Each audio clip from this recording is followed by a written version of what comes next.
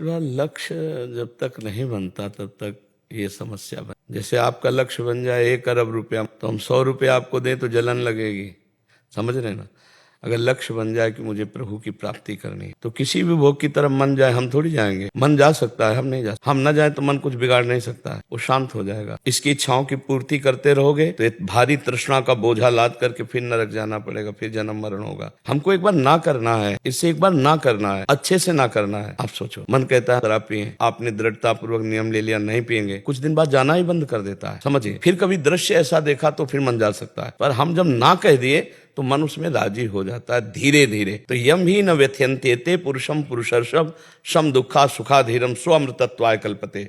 जो मन और इंद्रियों के द्वारा विषयाकर्षण से दी हुई वृथा को, अंदर जो क्लेश होता है उसको सह लेता है, लेकिन गलत नहीं जाता, वो भगवान को प्राप्त होता है, वो अमृत पद को प्राप्त होता है। तो अपना लक्ष्य दृढ़ रखिए, आप कैसे फिसल सकते हैं। हमारा जब लक्ष्य ही नहीं है तो हम फिसल कैसे सकते हैं। तो आप चिंता न करो, ये तरंगे हैं, मन की तरंग मान ले, बस हो गया भजन, इसको मारना है, बस शांत रहो, कुछ नहीं बिगड़ेगा तुम्हारा। शांत रहो, तुम गिरोगे भी तो गोद में, भगवान की शरण में हो, उनका नाम जप करते हो। कोई चूक भी हो जाए तो भगवान उधर देखते भी नहीं। हाँ, राहत न प्रभु चित्त चूक किए की, करत सुरत सै बार ही की। तो आप गृहस्थी में हो, ब्याह हो गया है, अगर काम वेदना आती है और आप अपनी पत्नी का संयोग करते हैं तो पाप नहीं करते, लेकिन पराई माता बहन की तरफ गंदी दृष्टि से भी देखना पाप हो जाएगा। तो आपको भगवान ने जीतने के लिए एक सुविधा दे दी है। संत महात्माओं की सोचो, उनको तो पूरे जीवन युद्ध करना होता है। अगर 50 वर्ष लड़े, 5 सेकंड फेल हो गए तो 50 वर्ष में पानी फिर गया, कोई माफ नहीं करेगा, कोई नहीं माफ करेगा कि ये साधक 50 वर्ष से लड़ रहा है, 5 मिनट में चूक हो गई, कोई बात नहीं, उठो चलो। ये तो गुरुजन बोल सकते हैं, संसार नहीं बोल। संसार तो बस उसको उसी दिन से उसी दृष्टि से देखेगा। ये बहुत बड़ी चढ़ाई का मार्ग है और आपको बड़ी सुविधा है।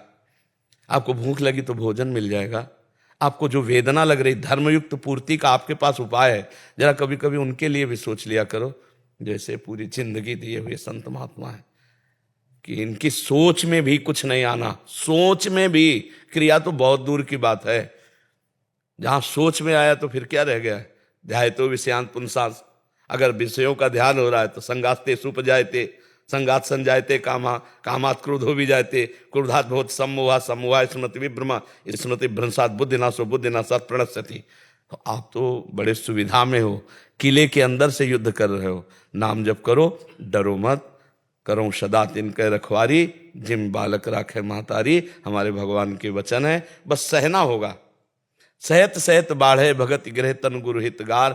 अंदर जो आक्रमण हो रहे हैं उनको सह जाओ तो महात्मा, और टूट गए तो फिर बिखर जाओगे, फिर भगवत मार्ग से अलग हो जाओ। लगभग 18-19 वर्ष की आयु शरीर की होगी। तो ब्रह्मावर्त बिठूर में गंगा किनारे भ्रमण कर रहे थे, तो हमने कई बार सुनाया है, एक शराबी ने हमको बुलाया, नजदीक गए तो देखा शराब पिए हुए, दुर्गंध आ रही। अरे क्या कहना चाहता है, बोला हमारे पीछे आओ। तो हम कौतुकी स्वभाव के, आखिरकार क्या करेगा ये, देखते। वो पीछे ले गया और वैकुंठ धाम में ले गया, और भगवान श्री हरि की छवि को ऐसे दे, बोले देखते इस मूर्ति को। हम कहा हाँ। बोले नीचे क्या है, कहा संगमरमर। ये मूर्ति किसकी है, हम कहा संगमरमर की। बोले समझा कुछ, हम कहा नहीं। बोले इस मूर्ति को तिल तिल काटा गया, टूटी नहीं तो भगवान बन के पूज रही, और ये टूटा तो पैरों के नीचे रौंदा जा रहा है। संगमरमर वही है और संगमरमर वही है। तू बाबा जी बना, टूटना नहीं। तो हमने उसको उसी समय पंचांग प्रणाम किया था कि भगवान मुझे इस रूप में शराबी काबिले करके, और हमें जब कभी ऐसी समस्या मानसिक शारीरिक हुई तो उसके शब्द गूंजने लगते, टूटना नहीं, टूटना नहीं, जो टूटा वो बिखर गया, रौंदा जाएगा जो टूट जाएगा। बस कहीं से भी शब्द मिले ना, वो भगवान के ही शब्द होते हैं। बहुत जगह भगवान विविध उपदेश देते हैं। एक बार हम परिक्रमा कर रहे थे तो वृंदावन में वो मतलब तटिया स्थान के इधर ऐसे अखाड़ा है, वहीं सामने पीपल का वृक्ष है, ठीक पीपल के वृक्ष के ऊपर लघुशंका कर रहा था। तो पहले तो मुझे लगा अर्घ दे रहा है, क्योंकि ऐसी सोच ही नहीं थी कि कोई लघुशंका कर सकता है। और जब नजदीक गए परिक्रमा करते हुए तो देखा कि लघुशंका, वासुदेव भगवान का स्वरूप पीपल का वृक्ष है, लघुशंका करता है। बड़े ज्ञानी बनते हो, इसमें वासुदेव दिखाई दे रहा, मेरे में वासुदेव नहीं दिखाई, वो गलती हो गई। अब का गलती हो गई, तुरंत प्रणाम किया, कहा भगवान धन्य है, आप ही सच्चा ज्ञान देने वाले हो। तुम एक वृक्ष पे वासुदेव दिखाई दे रहा, मुझ में वासुदेव नहीं दिखाई दे रहा। अब प्रणाम किया, कहा प्रभु गलती हो गई। जगह जगह भगवान उपदेश देते हैं, अपने को बहुत सावधान रहना है, सहना है और भजन बढ़ाना है, हारना नहीं। एक जीवन में स्वभाव बना लो, हार के भी नहीं हारना है। अगर 100 बार हारेंगे तो 101 बार चढ़ेंगे, हम रुकेंगे नहीं, हम भगवान की प्राप्ति करेंगे इस जन्म में। इसलिए धैर्यवान बनो। ये आक्रमण तो होंगे, अगर विजय श्री के लिए चले हो युद्ध में तो आक्रमण तो होंगे, काम के, क्रोध के, लोभ के, मोह के, मद के, मत्सर के। चतुर सुजान वही है जो साक्षी भाव से सह जाए, उसके अनुसार क्रिया ना करे। अगर हो भी जाए तो फिर सावधान हो, फिर चलो। ये बहुत बड़ा मजबूत हृदय वाले का मार्ग है, कायरों का मार्ग नहीं, भगवान का मार्ग। कायरों का नहीं, काम बनाने के लिए पहले काम का नाश करना होगा। ऐसे नहीं होता, कोई भी कार्य ऐसे नहीं बनता, पहले कामना का मर्दन किया जाता है।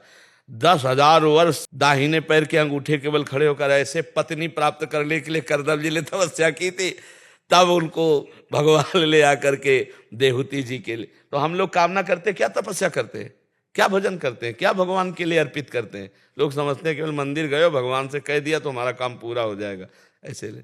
तो धैर्य पूर्वक रहो, आगे खुद आप देखना। मतलब आप तो आए और आपको उत्तर मिल गया। हम लोग तो ऐसे भटक रहे थे गंगा किनारे कि कैसे धीरे धीरे धीरे धीरे धीरे धीरे जब हार गए हृदय से और प्रभु का आश्रय लिया तो जीत गए। जब तक अहंकार साधना का था तब तक कुछ नहीं बना, और जब रोना शुरू हुआ तो फिर सब बात बन जाती है उनके चरणारविंद के बल से। बिन रोए किन पाइया प्रेम प्यारा मीत। तो सही पूछो तो एक काम बढ़िया हो रहा है, आपका अहंकार नष्ट हो रहा है कि मैं किसी योग्य नहीं। ये काम क्रोध को भी हम धन्यवाद देते हैं कि इन्होंने हमें भगवान तक पहुंचाने में बहुत सहयोग किया, क्योंकि जब ये आके ताल ठोकते तो हम घुटने के बल हो जाते, तो अपने आप पता चला हम कुछ नहीं है। तो ऐसे ही जैसे कोई भयावह चीज आवे तो भाग के अपना जो रक्षक उसी की तरफ जाएंगे ना, तो इन्होंने शरणागति हमारी पुष्ट कर दी। काम क्रोधादि ने हमारी शरणागति पुष्ट कर दी। अगर हम ऐसे देखें तो सामने उधर वो खड़े, तो हमें किधर देखना पड़ेगा, प्रभु की तरफ ही देखना पड़ेगा। तो भागे प्रभु की तरफ, प्रभु बचाओ, तो हमें प्रभु की तरफ भगाने वाले यही तो हुए ला। तो हम इनको भी प्रणाम करते हैं कि ये भी हमारी शरणागति में बड़ा भारी सहयोग किए। ये हमने ऐसा अनुभव किया कि ये लोग हमारे अहंकार का नाश करके भगवान की तरफ दौड़ाते हैं। यहाँ खड़ा मत रहे, दौड़, क्योंकि आग है ये, तो शीतलता तो भगवान के चरणों में, तो उधर भागाने का काम ये किए। तो इसलिए बहुत धैर्य पूर्वक चलो, अब जो भी हो रहा है मंगल ही होगा, अमंगल नहीं हो सकता। बिल्कुल आप आनंद पूर्वक रहिए, खूब नाम जप कीजिए, थोड़ा सहनशील बनिए। सहनशील आशय उदार धीरज सहित विवेकी, सहित सहित बाढ़े भगत गृह तन गुरहित गार। जो सहन कर गया बहुत आगे बढ़ गया, चुप शांत, ऐसे कोई तुम्हारे ऊपर थोड़ी है। आप जब व्यक्त करोगे तभी है, आप जब अनुमति दोगे मन को तभी वो कुछ कर पाएगा, नहीं कुछ नहीं कर पाएगा। वो केवल जलाता रहता है। वो प्रमथन स्वभाव की इंद्रियां, प्रमथन स्वभाव का मन है, साधक को जलाता रहता। साधक सोचता है ये काहे को जलन जले, भोग भोग ले। और भगवान कहते त्यागात शांति अनंतर, भोगों का त्याग करने पर शांति प्राप्त होती है। और गलत सलाह बुद्धि दे देती कि भोग ले यार 2 मिनट में शांति प्राप्त हो जाएगी, बस वो तो क्रिया हो गई, लेकिन उसका जो संस्कार बना वो जीवन भर तुम्हें काटता रहेगा, भगवान से बिलक करता रहेगा। इसलिए बहुत सावधान रहना चाहिए। गोविंद